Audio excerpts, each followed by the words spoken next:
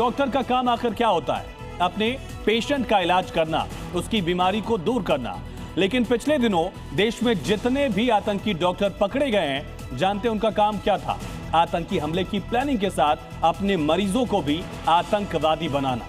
फरीदाबाद के जिस यूनिवर्सिटी के डॉक्टर धमाके में शामिल हैं, वो अपने मरीजों में आतंकवाद का वायरस ढूंढते थे और उसे एक्टिवेट करते थे। दिल्ली ब्लास्ट मामले में गिरफ्तार डॉक्टर आतंकियों के पेशेंट प्लान पर यह बेहद चौंकाने वाला खुलासा देखिए।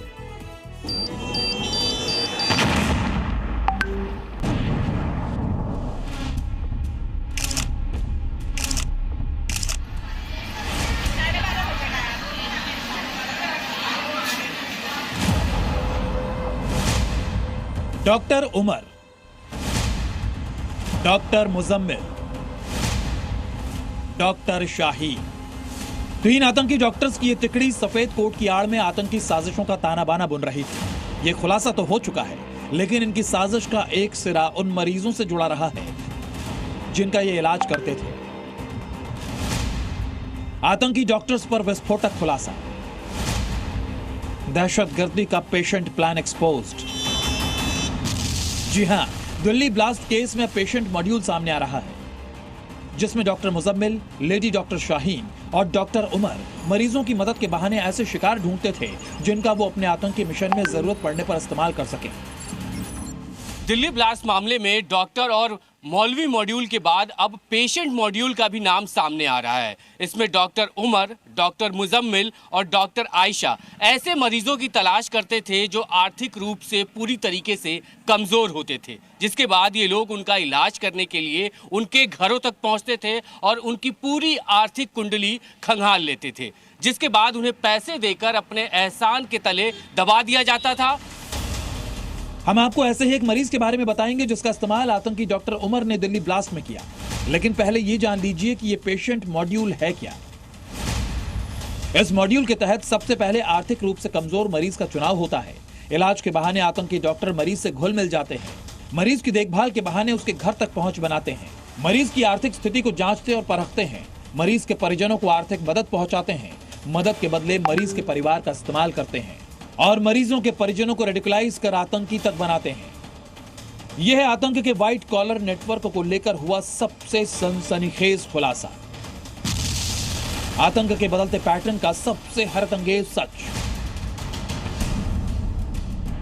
यानी आतंकी मिशन में ऐसे लोगों का इस्तेमाल जिनका कोई आतंकी कनेक्शन नहीं, कोई आपराधिक ट्रैक रिकॉर्ड नहीं, जिन पर किसी को रत्ती भर भी शक ना हो। जो नई स्ट्रेटेजी अभी आईएसआई ने अख्तियार की है वो ये है कि आप जो है लार्ज स्केल रिक्रूटमेंट मत कीजिए और उन लोगों को जो एजुकेटेड हैं, पढ़े लिखे हैं, उनको आप रिक्रूट कीजिए। इसमें ये देखने को आया है कि अगर आपके पास कोई आपराधिक रिकॉर्ड नहीं है तो ऐसे लोगों को ढूंढने में पुलिस को बहुत मेहनत करनी पड़ेगी। अब आपको दिल्ली ब्लास्ट करने वाले आतंकी डॉक्टर उमर के ऐसे ही एक मददगार के बारे में बताते हैं जिसका उसने अपने मिशन में इस्तेमाल किया। इस मदद का नाम है बाशिद, जो कि फरीदाबाद के धौज गांव का रहने वाला है। आतंकी डॉक्टर मुजम्मिल ने बाशिद के पैरालाइज हो चुके पिता का इलाज किया था। डॉक्टर मुजम्मिल इलाज के दौरान बाशिद और उसके परिवार से घुल मिल गया। डॉक्टर मुजम्मिल ने बाशिद के घर पहुंचकर उसकी आर्थिक हालात को जांचा परखा। डॉक्टर मुजम्मिल ने बाशिद को डॉक्टर शाहीन और डॉक्टर उमर से मिलवाया। बाशिद को अल-फलाह यूनिवर्सिटी में क्लर्क की नौकरी दिलवाई। बाशिद को रेडिकलाइज कर उसे अपने आतंकी मिशन का हिस्सा बनाया। दिल्ली ब्लास्ट के बाद जांच के दौरान फरीदाबाद के खंदावली गांव से मिली ये लाल कार आपको याद होगी। ये डॉक्टर उमर की वही कार है जिससे विस्फोटक और दूसरे आतंकी सामान एक जगह से दूसरी जगह आते जाते थे। डॉक्टर उमर के लिए यह काम बाशिद ही करता था। कई बार तो उमर खुद बाशिद के साथ गया, लेकिन ज्यादातर बाशिद कार से सामान अकेले ही लेकर जाता था।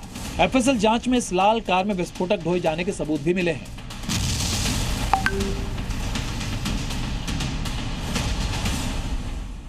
आतंकी डॉक्टर्स की टीम अल-फलाह यूनिवर्सिटी में आए मरीजों में से ऐसे लोगों को ही चुनती थी जो कम पढ़े लिखे हों और जिनकी माली हालत ठीक ना हो।